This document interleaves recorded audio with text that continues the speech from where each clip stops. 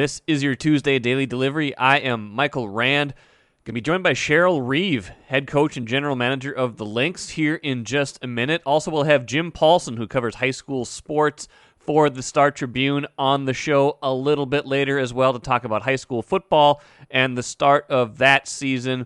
Reminder, I'll be out at the fair on Tuesday and Wednesday with Kent Youngblood and Lindsay Whalen. Go for women's basketball coach on Tuesday, and Chris Hine and Chris Finch. Chris Hine covers the Wolves for the Star Tribune, and Chris Finch is, of course, their new head coach. So watch for that if you're out there Tuesday and Wednesday. Tuesday is 2 p.m., Wednesday is 11:30 a.m., and I'm going to turn both of those into some bonus podcasts that I will post later in the week, maybe even into the long weekend. But first, what did I miss? I'll talk quickly about the Twins rotation because Bailey Ober had a really good start again in that makeup game Monday against Detroit. Twins win 3-2. Ober finishes August with an ERA under 2 for the month. Twins 7-3 in his last 10 starts.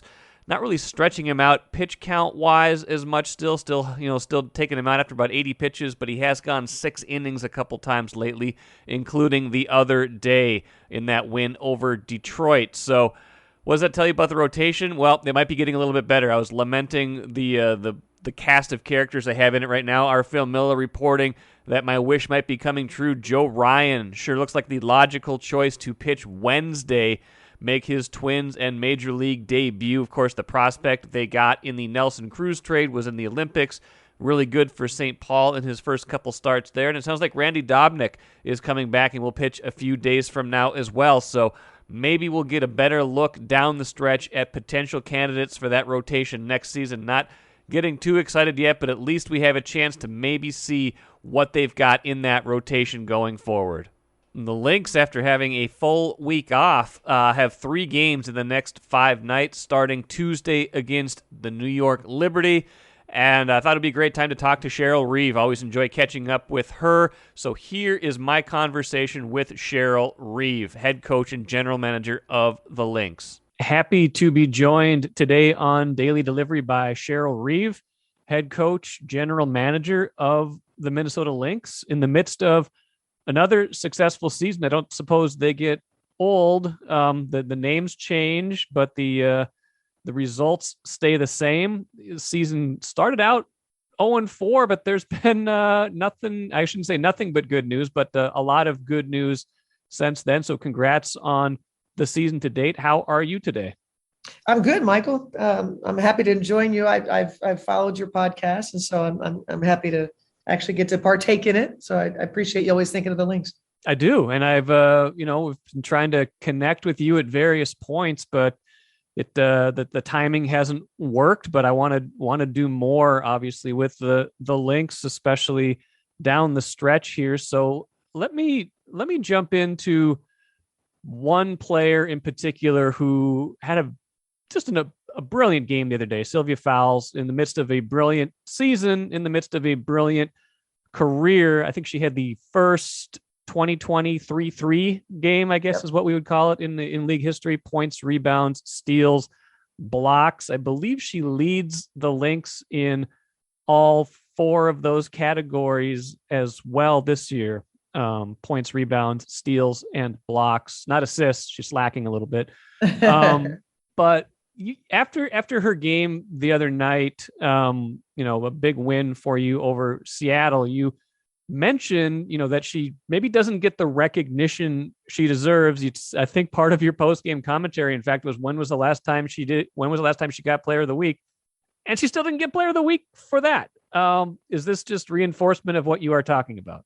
Yeah, a little bit. They didn't help themselves in that regard. I think it's inexcusable and irresponsible. It's as you said, in 25 years of playing in the WNBA, no players ever had that stat line. So it's historic.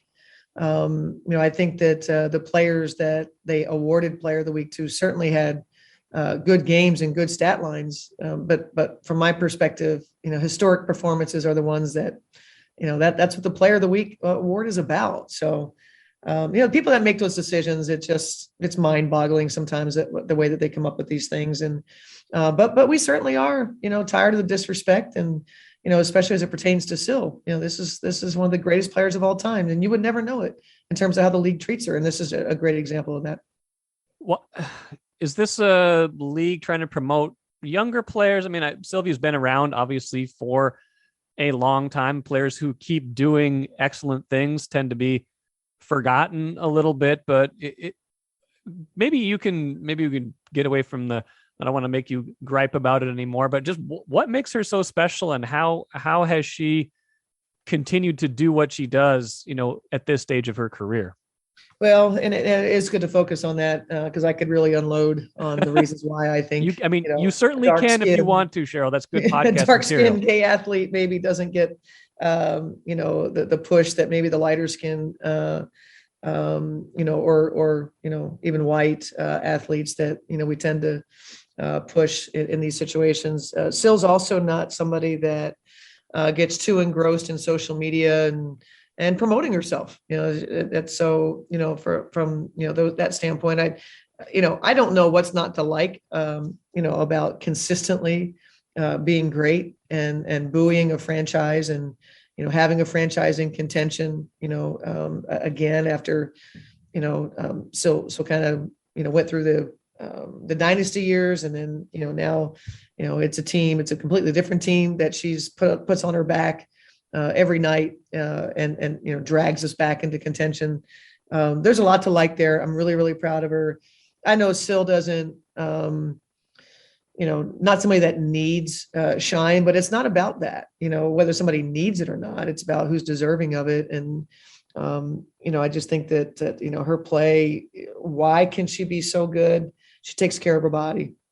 She really is committed to preparing herself for every season that she comes in and wants to be great, has become a tremendous leader.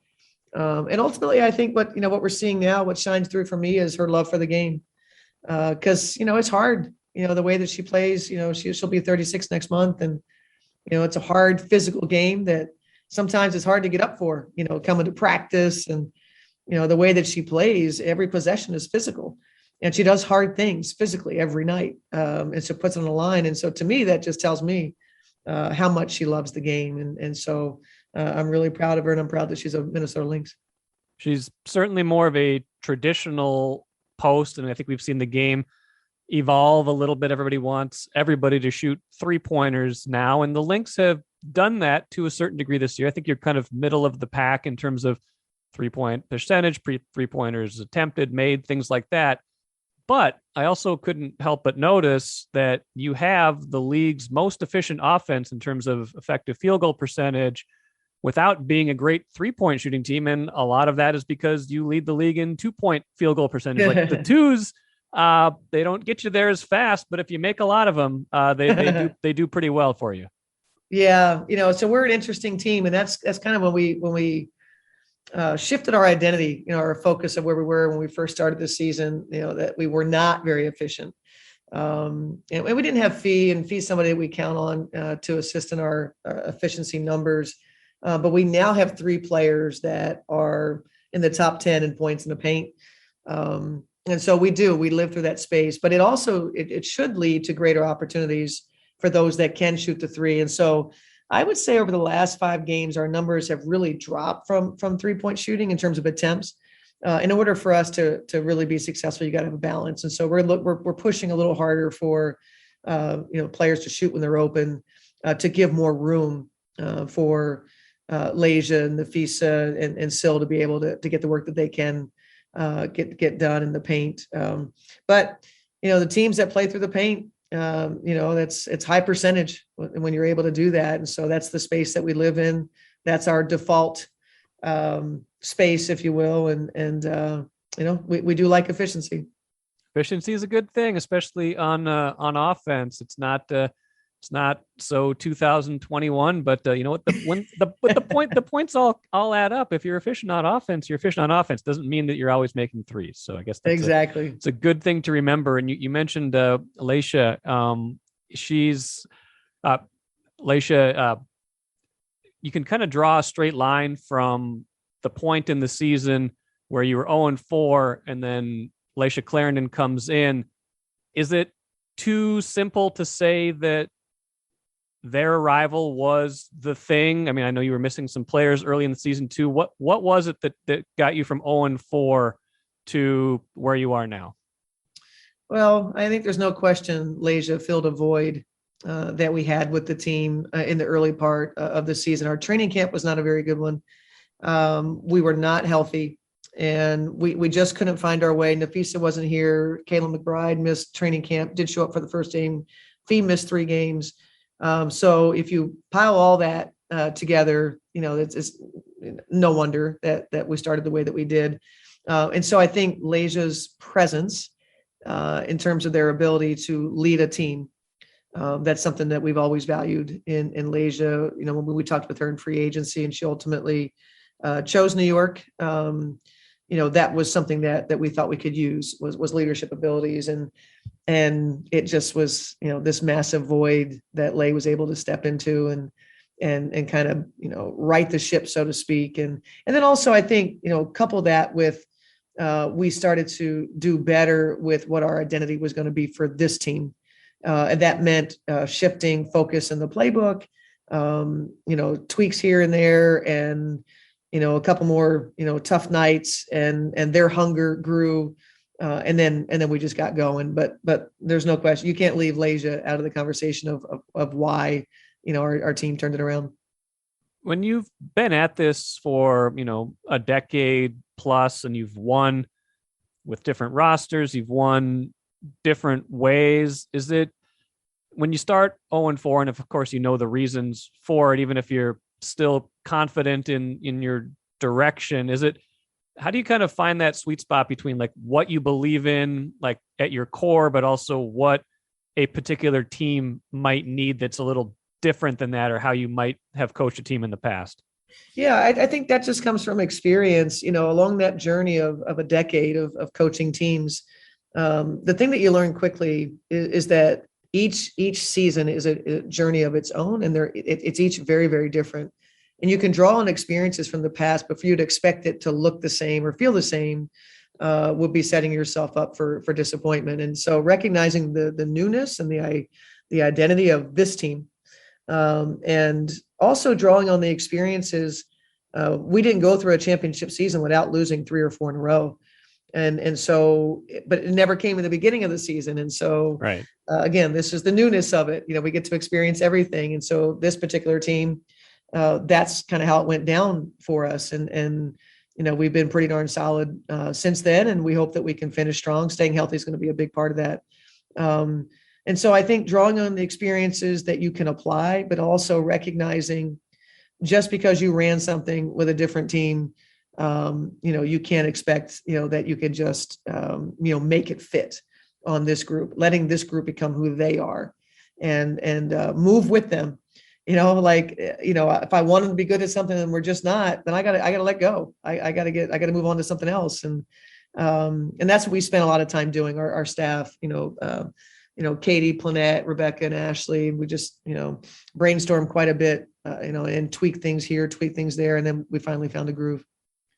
You certainly have. It seems like the only real roadblock since the 0-4 start was those games against Connecticut where the free throw disparity caught your attention. You've never been one to shy away from speaking your mind. Is that something that just really bothered you in that particular moment? Had you noticed a trend where your team wasn't getting rewarded for playing, physically and feeling like they were drawing more contact than was getting called? How did that moment come about?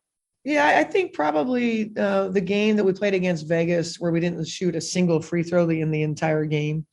You kind of go, okay, you hate to be on the wrong side of history. That's not how you're trying to be historic, right? So it had never been done before, a team to shoot no free throws and win the game. That had never been done before. And oh, by the way, we're not shooting threes, and you already mentioned that. We're going to play through the paint. How did you win that game? Did you make exactly. Did you make 80% of your twos or something? We shot a high percentage. Yeah, and the other team that we were playing, we kept them off the line relative to their standards. Vegas is a team that also plays through the paint and also gets to the foul line. So just one of those, you kind of go, was it an outlier game? I'm not happy about it.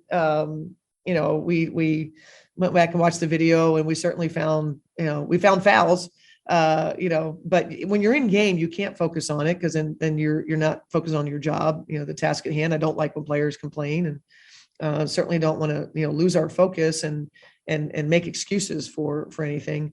So that was kind of on our minds. And then, you go to Connecticut, who's a very, very physical team, very, very good team, really hang their hat on their defense. But if one team's allowed to play one way, whether it's a Connecticut team or a Las Vegas team or Chicago team, whoever it is, you're allowed to play one way, but then the very next night you're playing somebody else, something else is a foul or not a foul. And that was our biggest concern was, one team's allowed to impede and hand check and do those things. And that keeps you from being able to be free flowing in your offense or get where you want to go. We think it should be officiated that way. So Connecticut has figured something out, to be able to play so aggressively and physically and do it without fouling is really impressive. And so, it was just a matter of, okay, if you don't think that we're getting fouled, I don't think that we fouled them to the tune of 25 free throws. And so there's a level of consistency that you're after. We get called for a hand check, but not a single hand check at the other end. Both teams are defending the hell out of the paint. One team gets called for a defensive 3 seconds. The other one does not. And so that's all you're seeking is consistency. And, sometimes when you show up and you see a certain officiating crew, you know what to expect in terms of whether nothing's going to get called or everything's going to get called. And I just think that's difficult for players, each night to kind of go, okay, what is it going to be? One night this is a foul, one night this is not. And so I know the officials are working hard to get it right, and, that's their jobs. And, but, we certainly aren't going to shy away from talking about what some of the challenges are. And then people talked about the Chicago game, which was our next game, and we shot 33 free throws, that somehow it was because we complained. I can assure you, one, we didn't make a single phone call to anyone. Two, I don't think the league gives two hoots about anything that the Minnesota Lynx might say. They don't pay attention when we make historic performances and player of the week candidates. But and so it was a coincidence that Chicago actually fouls a lot. So there is data behind what we're talking about when Minnesota and Connecticut are together at their free throw rate. And then there is separation on who fouls more than the other team. Connecticut fouls more than Minnesota Lynx going into that game. So, the data is behind what we're saying. And, we'll see. We'll see how it goes the rest of the way. You've never been shy about being outspoken, critical in those regards. Is the league, you said the league doesn't care. Do they ever come and tap you on the shoulder and say, Cheryl, you can't say that? Or is that does that not happen? No, there's a system in place. As if we get, out of hand in a game, we get a technical foul, right. You hear from the league in that way, and, the nice letter that you get, the amount of your fine. But, I don't think that I actually am impressed with our players, that we've actually handled those moments really well. That we can make a point and it's like we've done everything. We try to be thoughtful and we try to consider all the sides and what's happening. But at the same time, you have to stand up for yourselves at some point. And so we thought it was important to do that. Last thing for Cheryl Reeve, really enjoying this conversation. And thank you again for your time in the midst of a busy season. Back at it Tuesday night. Should be a busy, big week for you. I know that in the bubble last year and even preceding that for many years before that, social justice issues have been a big centerpiece of this franchise. I feel like our country has maybe pushed those down a little bit in the last year, but I want to know where the Lynx are at and where your headspace is in terms of, the causes and the, momentum that was going for last year and even before that. Yeah, I think it's here to stay, whereas I think when we started in 2016, we were kind of at the forefront of what's become the norm today, whether it's phrases like Black Lives Matter that we took so much heat over in 2016, where the police officers on duty for our game walked out because we have Black Lives Matter on the shirt. So things have changed drastically for the better in terms of the things that we're willing to talk about.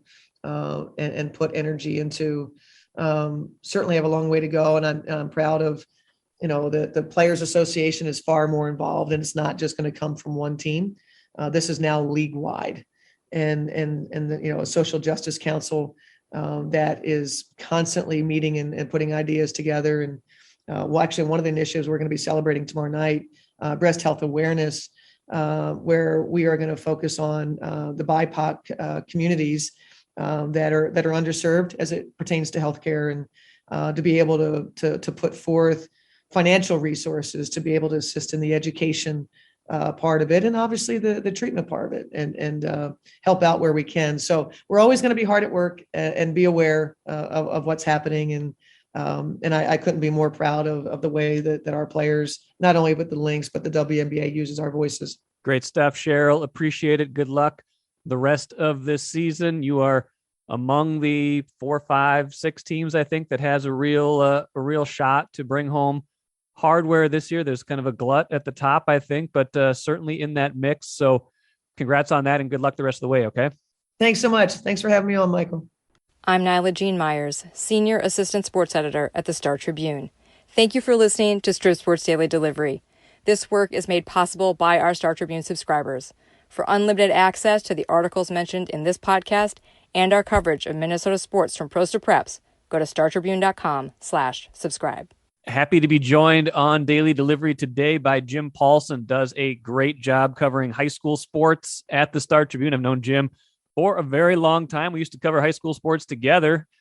Jim still does a great job of it. You have a story in Tuesday's paper and on startribune.com, Jim, kind of explaining a little bit of what's going on with, classification, and some of these things get into the weeds, but this is really a competitive balance issue. And that's what kind of caught my attention as we think about high school football and the kind of the start of the meat of the schedule this week. Yes?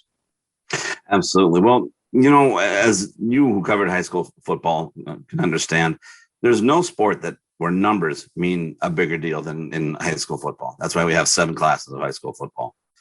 There are some people that think it's all about giving everybody a trophy, but it's not. It's about competitive balance.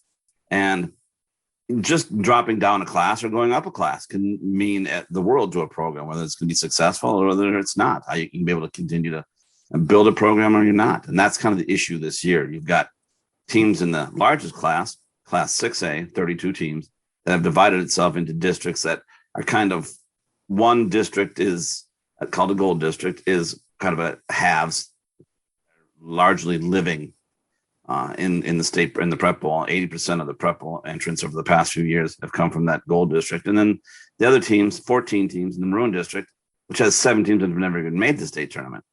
They've divided it that way to try to get a little bit more competitive balance and scheduling equity within the classes, so that teams that are trying to improve their lot get a preponderance of their games against teams like themselves, and teams in the bigger classes, or the more successful teams, play many teams that are just like themselves that have had a lot of success. I think that was the intended goal. We'll see if it actually works out. Does this carry over once you get to playoff time too? Does this carry, do you get a certain number of teams from each of the maroon and gold that play their way into the, the quarterfinals, semifinals, et cetera? Well, not the way I understand it. The way I understand it is just simply for regular season scheduling.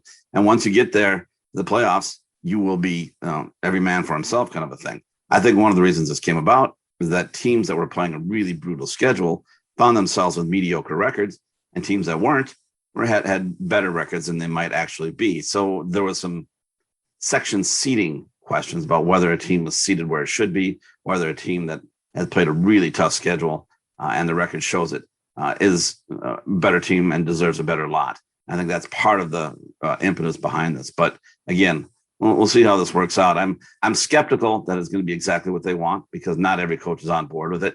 But we're going to try it for a couple of years and see what goes. Who are the more? It was probably not an issue where there's really loud opponents or proponents, but who did you talk to that was maybe skeptical of the way this was going to go? Well, a lot of the bigger school coaches that have been successful, the Jeff Erdmans at Rosemount and the Brian Vossens at Lakeville North, they're not all that fond of it, and as well they should be, because there shouldn't be, I guess, because they're going to get tough opponents every single week. Now those programs have established themselves and they probably deserve tough competition. But, Erdman had mentioned, said, when's the last time you see a team kind of penalized for being too good? And so that's kind of where they're looking at it. I do know that some of the coaches for the teams that are still trying to take that next step, they're still trying to build their programs, aren't quite as upset with this districting, because it will give them a chance to play a more equitable schedule and maybe build up their program a little bit. At least that's the hope. And this is a departure from what I can remember, at least, where everything used to be so based on geography and not any kind of competitive balance stuff. Yeah, that's exactly kind of the way it was until we went to district scheduling a few years back. Back in the day, it was all about conferences, and conferences could run the gamut from 4A up to 6A sort of thing. And so there were teams that would never break free of their losing ways. District scheduling has made it easier for a lot of teams to actually take that next step and build their programs through success. And believe it or not, success makes a difference. Kids come out, they want to play for a good team. But it's not all about wins and losses. It's about consistency. And this is kind of a new step forward. And, it's an interesting step. I don't think anyone's ever taken a step like this. We'll see what happens. Couple more things for you, Jim. You talked about kind of reclassification and what a big deal that is, moving up a class, moving down a class. Had a famous kind of not run in, but a good discussion with Jeff Ferguson a long time ago about trying to urge him to move up in class at Totino Grace. And they obviously did and found some success there. Love Fergie, great guy. But as you think about this, like, what are some of the bigger moves up or moves down that you've seen this year? Well, there's three that really stand out to me. Cretin-Durham Hall, which is a storied program with some talented players that they've turned out, Heisman Trophy winners and the state tournament champions in the state's largest class. They dropped down to class 5A because their enrollment is as low as it's ever been, according to athletic director Phil Archer. He was a linebacker there and played at Cretin in the 90s when they were in their peak. But they haven't had a whole lot of success in recent years. And the drop in enrollment, he thought it was best for the kids to play at a class that was more equitable to where their enrollment is. So they're dropping out of 6A and going to 5A. And let's be honest with you, 5A is no slouch. There's some pretty good teams in class 5A. You look at a St. Thomas Academy, and that is a program that could very, very easily compete in class 6A and be successful. So, but Phil Archer and Cretin thinks that move down, which sounds like it might be temporary, just at least until the program is back on its feet or back where they want it to be. They're going to be playing a 5A schedule. Two 5A teams, Park of Cottage Grove and Coon Rapids, who have built solid programs by dropping out of class 6A and into 5A, are now moved back up to class 6A. And people there are a little concerned about how it's going to affect their program. I know Coon Rapids, they had gone 0-27 for 3 straight years before they moved on to class 5A. And since that time, they've won 17 games and made a state tournament semifinals. But they're getting moved back this year, and their coach, Nick Rusin, says they'll compete. They'll do everything they have to do. They're not going to whine and complain. But he does see it being possibly problematic in terms of keeping the program on the momentum the program needs going forward. Like he said, we want to get the tweeners out, the kids who aren't so sure about going out. And when you're not winning, you're not having success, it doesn't always appeal to those kids. So we're going to see if Coon Rapids and Park can handle this move up to class 6A and be competitive. They're not looking to win a lot of games. They just want to be competitive, and that's all they can ask. Now, the move up can be either you can opt up or your enrollment jumps to a certain point or you pass other schools. And that's the result of that. Remind me, is it a 2-year cycle or a 4-year cycle for that? It's 2 years. And right now, with Cretin dropping down from 6A to 5A, there's only one school that is moving up to class 6A, and that is Totino Grace. And we've talked about that plenty of times. That's a school that's also in a class 4A classification. Matter of fact, I think their enrollment is even less than Cretin-Durham Hall, but they've never shied away from playing a class 6A schedule, and they've been commended for that. Now, to be honest, since Jeff Ferguson retired a few years ago, and even before that, they haven't had quite the success they had 15 years ago. But it looks like they're coming back, and they don't look like they have any plans to drop down at all. So that's the one school that's moving up and making it work. Well, Jim Paulsen, enjoying this conversation. Last thing for you, kind of bigger picture as we get ready for, more meaningful slates of games. What are you watching for this week and even in the bigger picture of the season? Well, this will be the year after a COVID year when we get things decided. Last year there was no state tournament. There was no way for anybody to determine who was the best. We had three very good Class 6A teams finish undefeated at the end of the season, and they all had a claim for who could be the best: Lakeville South, Eden Prairie, and Rosemount. We get to decide that this year. Lakeville South does play Eden Prairie, and Rosemount plays Eden Prairie. So we'll get to decide, that on the field. It'll be nice to have a state championship, actually a tournament to decide who's the best. Andover was another team in Class 5A. They had the best team in school history. They didn't get to show it. So that's what I'm looking for, is that teams and actually get to decide something on the field and determine who was the champion. Great stuff, Jim Paulsen. Go follow his work, Star Tribune, startribune.com. Jim will catch up later in the season, all right? Thanks for having me, Mike. Talk to you soon. Sounds good. Enjoyed catching up with Jim Paulsen. Hope you guys enjoyed that conversation as well. And thanks, to Cheryl Reeve. Really enjoyed talking to her and the insights she brings. Always honest, always direct, and I really appreciate that about Cheryl Reeve. Let's finish with the cooler today. Vikings injury news is a little up, little down. Sounds like Irv Smith Jr., no timetable for return. Going to have surgery for that meniscus. Don't know exactly where it is, but if it is the meniscus trim, it'd probably be about a month.